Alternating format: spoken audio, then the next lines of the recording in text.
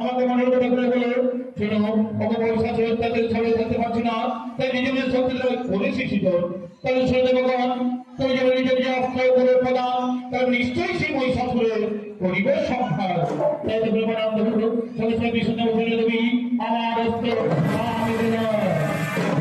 আমি রহস্য দেবী